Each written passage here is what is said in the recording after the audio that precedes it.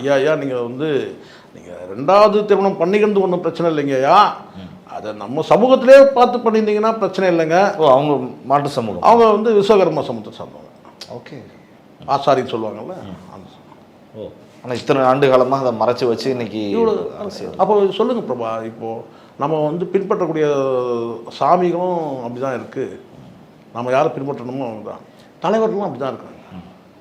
இப்போ இதில் நாம ஒரு சமூக நீதியாக கூட பார்த்துருக்கலாம்ல. சமூக நீதி எப்படி சார் ஆகும்? ஒரு பொண்டாட்டி வச்சுக்கிட்டு இன்னொரு பொண்டாட்டி கல்யாணம் பண்ணிக்கிட்டு சமூக நீதியாக? இல்லை, மனைவி இறந்துட்டாங்கன்னா தாண்டி திருமணம் செஞ்சிருக்காரு. அதுதான் சார். அதான் சமூகம் தாண்டினா இப்போ நான் இந்த இடத்துல நான் தவிர்க்க முடியாமல் சொல்கிறேன், இந்த சமுதாயத்தில் இருக்கிற இந்த சாதி சங்கத்தில் இருக்கிறவங்க இந்த இவங்கெல்லாம் நல்லா தெரிஞ்சுக்கணும். இதோ ராமதாஸ் மட்டும்தான் இந்த தப்பு பண்ணார் நீங்கள் நினைக்காதீங்க. இப்போ கொஞ்ச நாள் முன்னாடி வந்து அரிநாடார் இந்த பரிதாபங்கள் விஷயம் பேசும்போது, அரிநாடார் உங்களுக்கு இந்த இந்த தெரியும் நினைக்கிறேன் சார், கவின் செல்வகணேஷ் விஷயத்தில் அரிநாடார் வந்து ஒரு கருத்தை சொல்ல போய் அதுக்கப்புறம் உங்களுக்கு தெரியும் பேக் ஃபயர் ஆச்சு. நீ யோக்கியமா யூடியூப் ப்ரோட்டஸில் கூப்பிட்டு கிளி கிழிச்சாங்க, உங்களுக்கு தெரியும் நினைக்கிறேன்.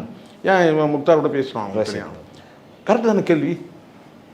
அது நீ எது தெரியுமா, நீ எப்படி நீ மட்டும் இன்னொரு சமூகத்தை சேர்ந்த பொண்ணை லவ் பண்ணிக்கலாம் எல்லாம் பண்ணலாம் போது நீ வந்து பார்த்தீங்கன்னா இன்னொரு விஷயத்துக்கு நீ எதிர்ப்பு, அதுதான் இப்போ புரியுதுங்களா?